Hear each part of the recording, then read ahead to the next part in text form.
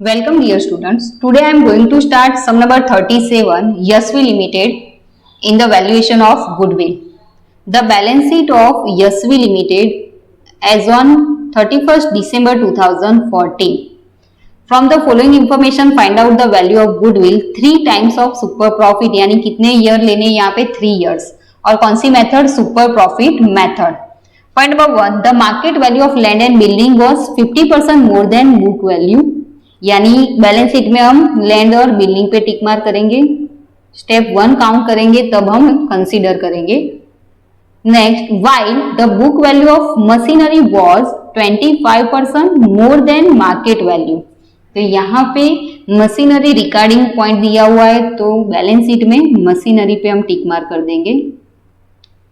Second point the expected rate of return is 8% जो step 2 में count करेंगे हम. Third point the profit of the company before 50% tax हमें before tax दिया हुआ है was increase by 27,750 each year during last 3 years. जो सम number 15 Meghdoot वाला जो सम था उसमें भी सेम यही पॉइंट दिया हुआ था. वहां पे बोला था लास्ट 3 years से प्रॉफिट इंक्रीज हो रहा है 60,000. यहाँ पे भी लास्ट 3 years से प्रॉफिट इंक्रीज हो रहा है 27,750 से.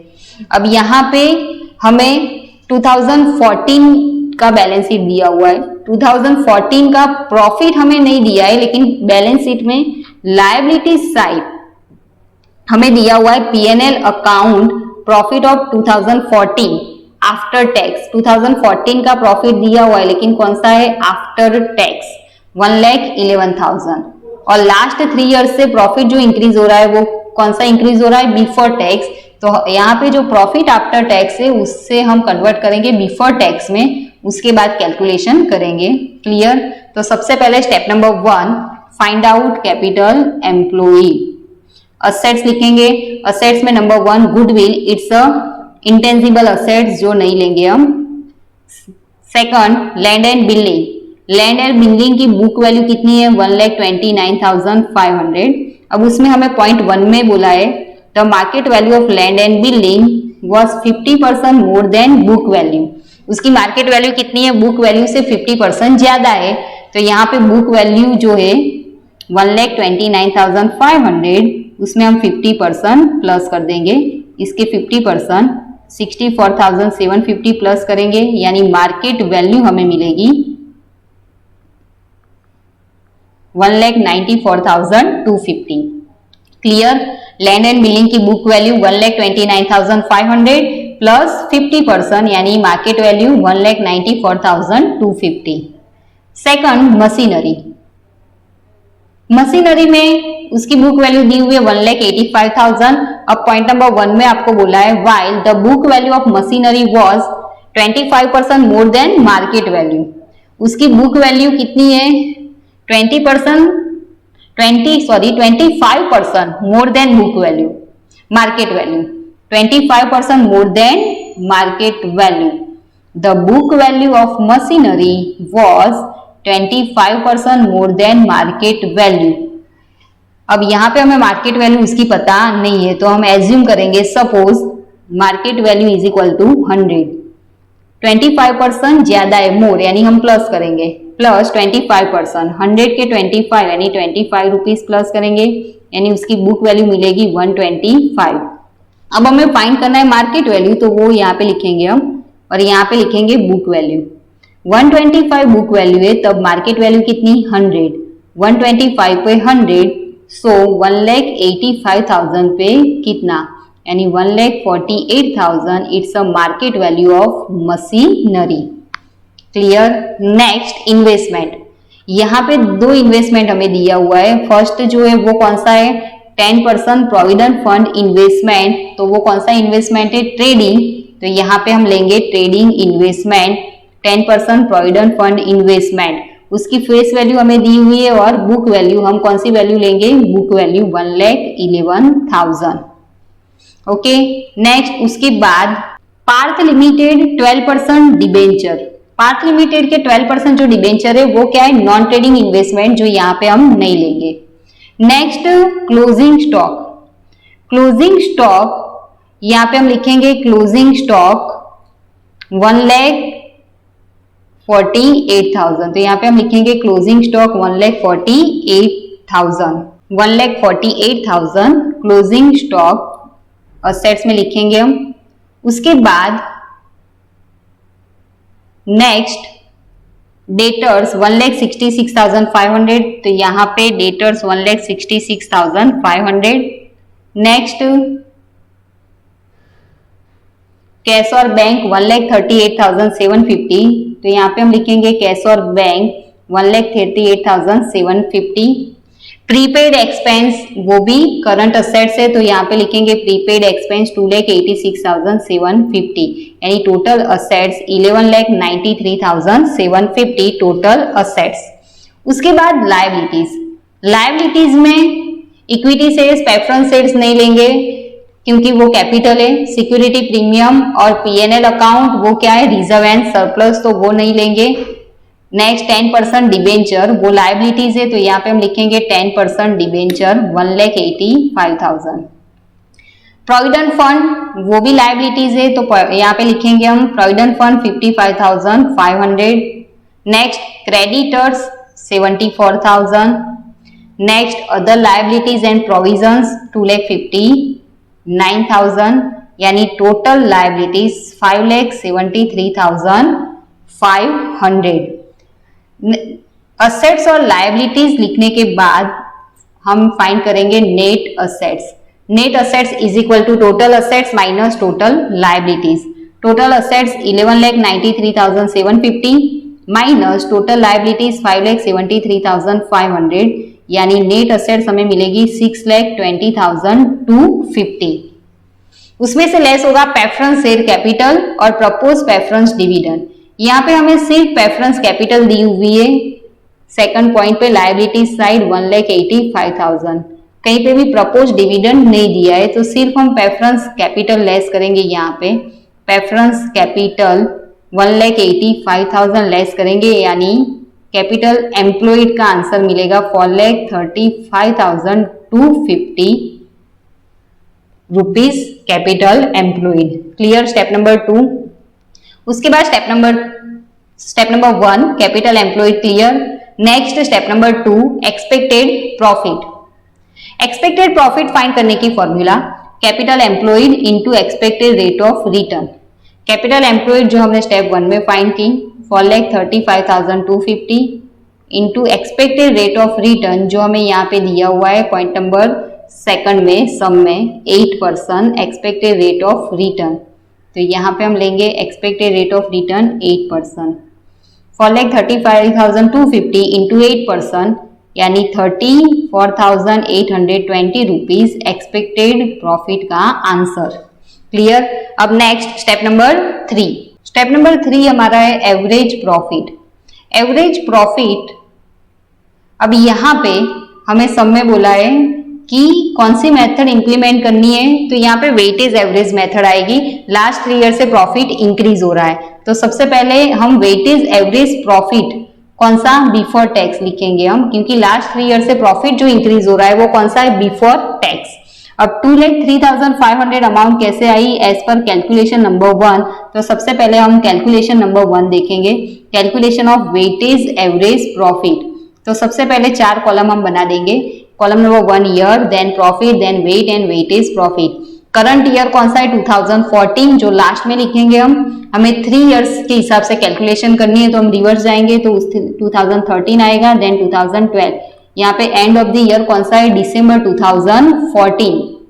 सम में हम देखेंगे तो यहाँ पे दिसंबर 2014 है, यानी पहले 2014 रिवर्स 2013 देन रिवर्स 2012।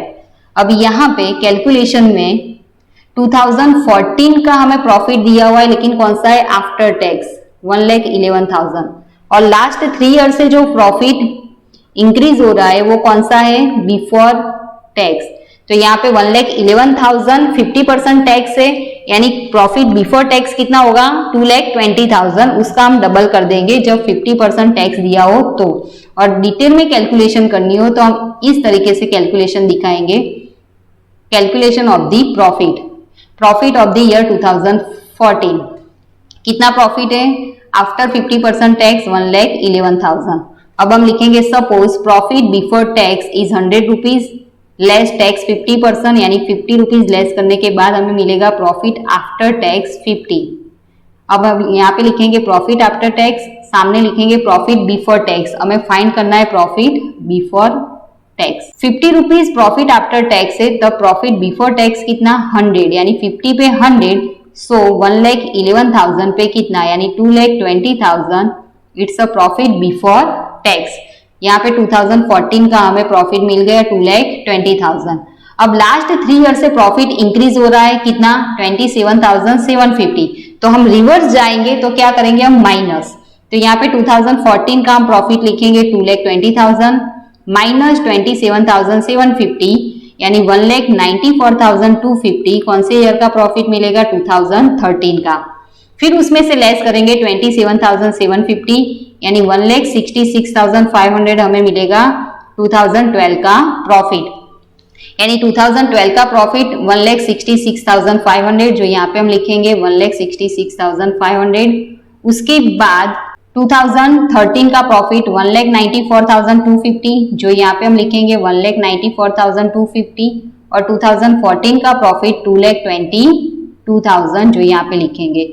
वेट हमें लेने हैं जो हमें सब में दिया हुआ है, कितने लेने वेट 1 2 3। यहाँ पे बोला है नहीं बोला है, जो सम नंबर 15 में बोला था हमें, यहाँ पे नहीं बोला है तो हम अपने हिसाब से लेंगे वेट 1 2 एंड 3। अब वेटेज प्रॉफिट 1,66,500 इंटू 1 यानी 1,66,500, देन 1,94,250 इंटू 2 यानी 3,88,500, 2,20,000 इंटू 3 यानी 6,66,000, टोटल 12,21,000 एंड वेट का total 6। Weightage average profit is equal to total weightage profit divided by total weight. Total weightage profit is 12,21,000 and total weight is 6, यानी 12,21,000 divided by 6 is equal to 2,03,500। It's a weightage average profit जो यहाँ पे step 3 में हमने दिखाया है वो 2,03,500। अब ए वाला जो प्रॉफिट है वो कौन सा है बिफोर टैक्स, क्योंकि लास्ट 3 ईयर से जो प्रॉफिट इंक्रीज हो रहा है वो कौन सा है बिफोर टैक्स, यानी यहाँ पे सबसे पहले क्या लेस होगा टैक्स। टैक्स रेट कितना है 50%, तो यहाँ पे 2,03,500 के 50% यानी 1,01,750 लेस करने के बाद अमाउंट मिलेगी 1,01,750। It's a profit after tax. अब उसमें से लेस होगा interest on non trading investment. तो यहाँ पे पार्ट लिमिटेड के डिबेंचर जो दिए हुए बैलेंस शीट में वो क्या है non trading investment. Balance sheet में देखेंगे पार्ट लिमिटेड 12% डिबेंचर वो क्या है non trading investment. Interest always कौन सी वैल्यू पे कैलकुलेट होता है फेस वैल्यू। तो यहाँ पे फेस वैल्यू कितनी है 92,500, उसके 12% निकालेंगे हम, यानी 92,500 के 12% 11,100। इसमें से कंपल्सरी टैक्स लेस होगा माइनस टैक्स 50%, इसके 50% यानी 5,550 रुपीज लेस करने के बाद नेट अमाउंट मिलेगी 5,550। उसके बाद उसमें से लेस होगा प्रेफरेंस शेयर डिविडेंड। तो बैलेंस शीट में हम देखेंगे प्रेफरेंस कैपिटल कितनी है 1,85,000। प्रेफरेंस कैपिटल कितने परसेंट की है 12%, तो 1,85,000 के 12% निकालेंगे हम, यानी डिविडेंड आएगा 22,200। ये दोनों अमाउंट इसमें से हम लेस करेंगे 1,01,750 माइनस 5,550 माइनस 22,200 यानी 74,000 एवरेज प्रॉफिट का हमें आंसर मिलेगा। Clear step number 3। अब उसके बाद step number 4। Step number 4 super profit. Super profit find करने की formula average profit minus expected profit. Average profit जो हमने स्टेप नंबर 3 में फाइंड किया 74,000, जो यहाँ पे हम लिखेंगे 74,000 एंड एक्सपेक्टेड प्रॉफिट जो हमने स्टेप नंबर 2 में फाइंड किया 34,820, उसमें से लेस करेंगे यानी 30 9,180 रुपीज हमें मिलेगा सुपर प्रॉफिट। उसके बाद last step number 5 goodwill. Goodwill find करने की formula super profit into number of years. Super profit 39,180 rupees into number of year हमें कितने बोले हुए 3 ईयर यानी into 3। So answer is 1,17,540 rupees goodwill का आंसर। टेक्स्ट बुक में आपको आंसर करेक्ट नहीं दिया है तो यहाँ पे जो 1,17,660 दिया है वो निकाल के आपको लिखना है 1,17,540 रुपीज। क्लियर? 5 स्टेप में सम कंप्लीट। अब आपको होमवर्क में सम नंबर 17 राज लिमिटेड जो पेज नंबर 68 पे दिया हुआ है और सम नंबर 39 मंथन लिमिटेड पेज नंबर 88 पे दिया हुआ है। दोनों सम प्रैक्टिस के लिए होमवर्क में करना है। थैंक्स।